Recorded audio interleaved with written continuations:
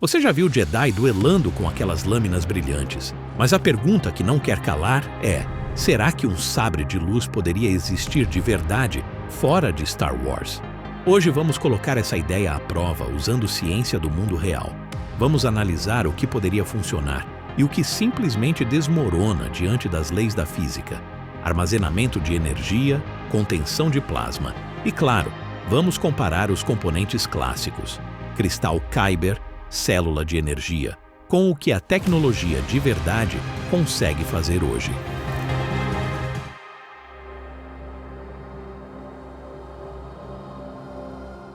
Um dos motivos pelos quais os sabres parecem tão reais é porque Star Wars não os trata como magia.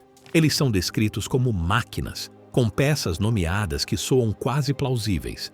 Cristal Kyber, célula de energia de diátio, matriz emissora, campo de contenção. Só de ouvir esses nomes, já parece que foi um engenheiro que projetou, não um roteirista. O cristal seria o coração, ressoando com a força e definindo a cor da lâmina. A célula de diátio é a bateria milagrosa que, de algum jeito, sustenta um arco de plasma dentro de um cabo de 25 centímetros. A matriz emissora canaliza a energia, enquanto o campo de contenção faz a lâmina parar certinho em 3 pés, em vez de se esticar para sempre. No cinema tudo parece fácil. Um clique no botão, a lâmina surge e corta portas como manteiga. Em A Ameaça Fantasma, Qui-Gon Jinn atravessa uma porta blindada em segundos. Esse corte exigiria pelo menos 4 a 5 megajoules de energia, algo próximo à força de meio quilo de TNT. Convertendo, são 3,7 milhões de foot-pounds, o suficiente para jogar um carro de 1 tonelada contra uma parede a 160 km por hora. E ele faz isso em 20 segundos. Uma densidade de energia absurda para algo menor que uma garrafinha térmica. E aí vem a treta da lâmina sem peso. Quando o Jedi balança o sabre, ele parece leve como ar, mas quando encosta em algo, corta como faca quente na manteiga. Física não aceita isso. Se não tem massa, não tem inércia. E sem inércia, não há corte. Uma espada sem peso não transfere energia. Outro detalhe, o loop de energia infinita. O lore diz que os sabres reciclam energia perdida. Na vida real, todo o processo desperdiça energia em calor, luz e som. Não existe moto perpétuo. Esse é o truque genial de Star Wars. Cada parte soa plausível, mas basta cavar um pouco que aparecem contradições. E nenhuma é maior do que a lâmina de plasma.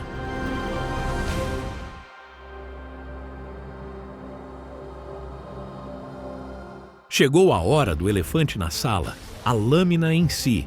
Se for plasma, dá para existir? Plasma existe por toda parte. É gás tão quente que os elétrons se soltam, virando um caldo de íons. Raios chegam a 27 mil graus Celsius, arcos de solda a uns 6 mil graus Celsius.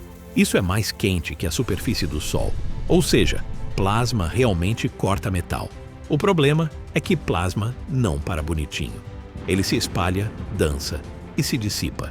Se você lança um jato de plasma, o que tem é basicamente um maçarico industrial. Essas ferramentas cortam aço grosso como se fosse manteiga, nada prático para usar com uma mão e túnica Jedi. E como conter? Reatores de fusão do mundo real usam campos magnéticos gigantes para segurar plasma. O ITER, o mais avançado deles, tem 30 metros de diâmetro, pesa 23 mil toneladas e consome gigawatts de energia para manter o plasma estável por alguns segundos. Agora imagine encolher isso tudo para caber dentro de um cabo de 25 centímetros. É pedir uma tempestade dentro de uma latinha de refrigerante. Controlar o tamanho é pior ainda. Plasma quer se estender para sempre, não parar em 90 centímetros. Seria necessário um campo magnético invisível no ar. E tem mais. Plasma tem massa. Pouca, mas tem. Uma coluna de plasma de 3 pés não seria leve. E quando 2 sabres se cruzassem? Esquece faíscas. Eles passariam um pelo outro como fumaça. Plasma não trava contra plasma. Outro detalhe mortal: radiação de calor. Um sabre desses emitiria energia suficiente para cozinhar o próprio usuário antes da luta começar. Roupa Jedi? viraria churrasco. O argumento de que só esquenta ao encostar é bonito para cinema, mas impossível na física. Resultado: como lâmina, plasma falha miseravelmente. Mas aí entra a mística dos cristais Kyber.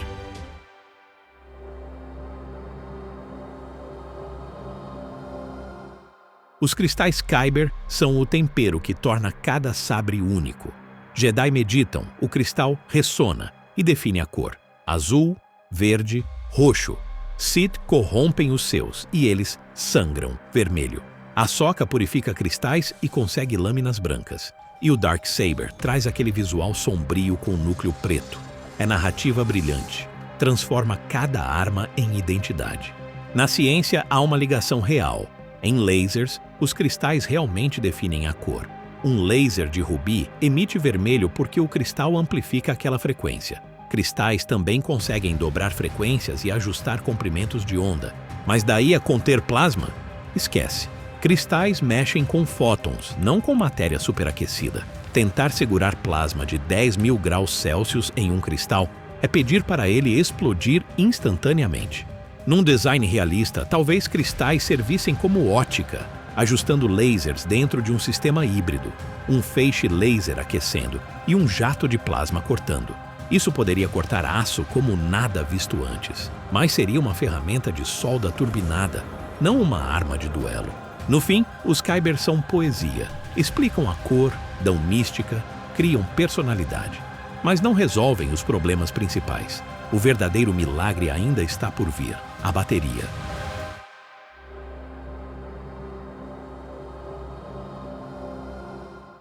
Tudo converge para a pergunta mais cruel: de onde vem a energia? Cortar uma porta de aço em segundos exige energia na casa dos megajoules. Para comparação, a bateria de um Tesla Model S guarda 100 kWh, algo como 1,1 bilhão de foot-pounds.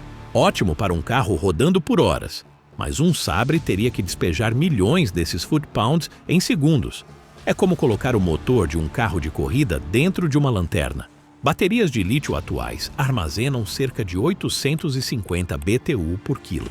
Num sabre caberiam alguns quilos, gerando menos de 3.000 BTU. Para atravessar uma única porta de aço, seriam necessários milhares de BTU a mais. Ou seja, seu sabre morreria em um único corte cinematográfico. E se apelarmos para a energia exótica? Fissão nuclear libera 24 milhões de BTU por libra, fusão ainda mais. E antimatéria? 1 grama renderia energia de bomba nuclear. Mas tudo isso exige blindagem e contenção pesadíssimas. Sem isso, o sabre viraria granada com botão de ligar. Ainda sobra o problema do calor. Mesmo que a energia mágica coubesse no cabo, o desperdício já cozinharia sua mão em segundos. É como segurar um aquecedor industrial ligado no máximo. No fim, a célula de diátil é o verdadeiro passe de mágica. Sem ela, sabres de luz nunca saem do papel.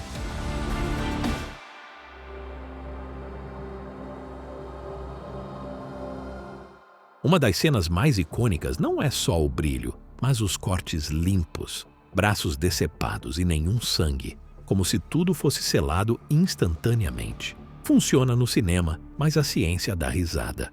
Ferramentas de cautério em hospitais trabalham entre 100 e 650 graus Celsius e já deixam tecido carbonizado e cicatrizes feias.